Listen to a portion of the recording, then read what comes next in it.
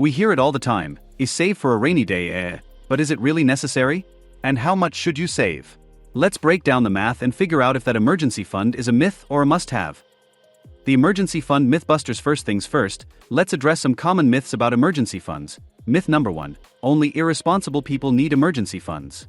This one just isn't true. Life throws curveballs, even at the most responsible people. Imagine your car needs a major repair you weren't expecting, or your fridge decides to take a permanent vacation. Without an emergency fund, these unexpected expenses can derail your entire budget and leave you scrambling. An emergency fund acts as a safety net, catching you before you fall into a financial hole. Myth number 2, credit cards are my emergency fund. This can be a dangerous trap. Maxing out a credit card to cover an emergency can lead to a cycle of high-interest debt that's difficult to escape.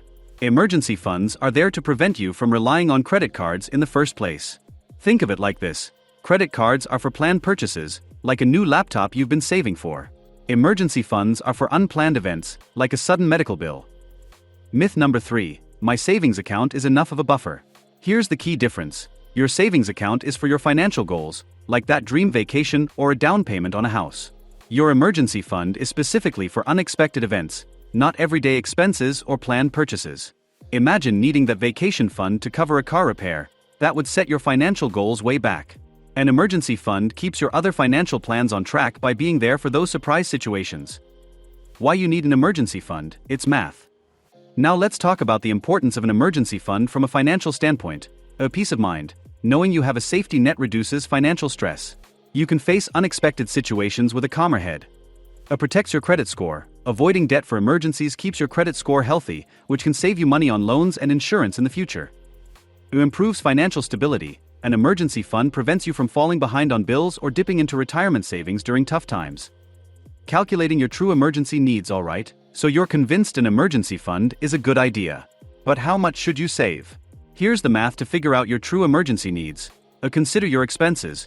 List your essential monthly expenses: rent/mortgage, groceries, utilities. This is your baseline survival number. Factor in your income. How stable is your income? Are you a freelancer or do you have a steady paycheck? People with less stable incomes may need a larger buffer. Think about dependents. Do you have a family to support? Factor in their needs when calculating your emergency fund. Estimate potential emergencies. Consider past unexpected expenses you've faced. What's the biggest potential emergency cost you can imagine? Job loss, major car repair? The 3 to 6 month rule, but it's flexible. Alright, so you're on board with the idea of an emergency fund. But how much should you save? The most common recommendation is the 3 to 6 month rule. This means saving 3 to 6 months worth of your essential living expenses in your emergency fund. Let's break this down and see how it applies to you. Understanding your monthly must-haves. First things first, list out your essential monthly expenses. This includes your rent/mortgage payment, groceries, utilities, minimum debt payments, and transportation costs. Think of this as your bare-bones survival budget, the absolute minimum you need to keep a roof over your head and food on the table. The 3-month baseline. If you have a stable job and minimal dependence, a 3-month emergency fund might be sufficient. This provides a solid cushion for unexpected events like a car repair or a medical bill.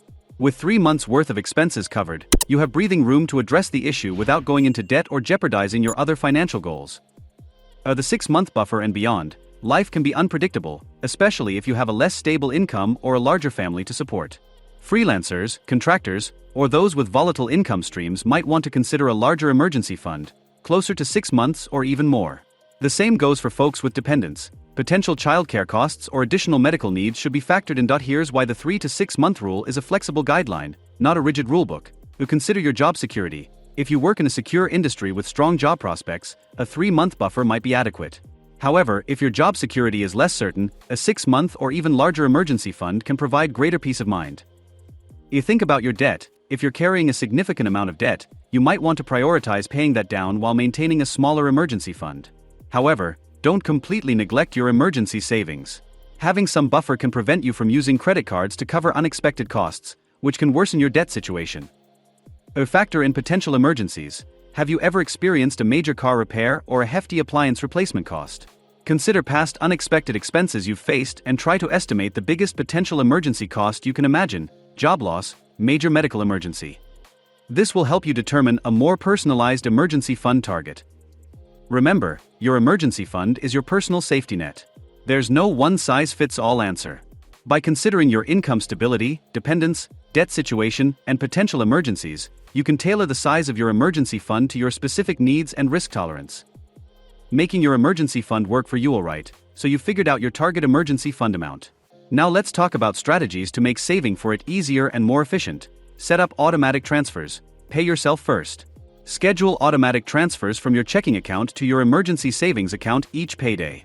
Even a small amount transferred consistently can add up quickly. Set it and forget it. This automates your savings and removes the temptation to spend that money elsewhere. Find a high-yield savings account. While emergency funds need to be readily accessible, they can still earn some interest. Research high-yield savings accounts that offer a better return on your money compared to traditional savings accounts. Every little bit counts. Track your progress. Seeing your emergency fund grow can be incredibly motivating. Use a budgeting app, spreadsheet, or a simple jar system to track your progress. Witnessing your savings increase keeps you focused and reinforces the importance of reaching your goal. Celebrate milestones. Reaching a savings milestone deserves a pat on the back. Reward yourself with a small, non-financial treat for hitting specific emergency fund targets. This positive reinforcement keeps you engaged and motivated on your saving journey. Beyond the basics, supercharge your emergency fund savings. The 52-week challenge. This is a fun way to jumpstart your emergency fund savings. Each week, save an amount corresponding to the week number. For example, $1 in week 1, $2 in week 2, and so on.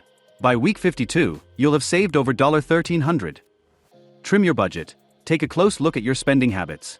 Are there any subscriptions you can cancel? Can you brown bag lunch a few times a week? Even small adjustments to your budget can free up extra money to allocate towards your emergency fund. Sell unused items. Do a decluttering marathon.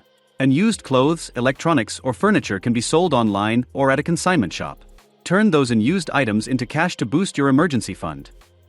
Take on a side hustle. The gig economy offers a wealth of opportunities to earn extra income. Freelancing platforms, online tutoring, or even pet sitting can provide a valuable source of additional funds to supercharge your emergency fund savings. Embrace windfalls. Tax refunds, work bonuses, or unexpected gifts can be a great opportunity to boost your emergency fund. Resist the urge to spend it all and consider allocating a portion towards your financial safety net. An emergency fund isn't a luxury, it's a financial necessity. By calculating your true needs and setting realistic goals, you can build a safety net that protects you from life's unexpected storms. Don't leave yourself vulnerable. Start building your emergency fund today. Leave a comment below with your tips for saving, and don't forget to like and subscribe for more personal finance hacks.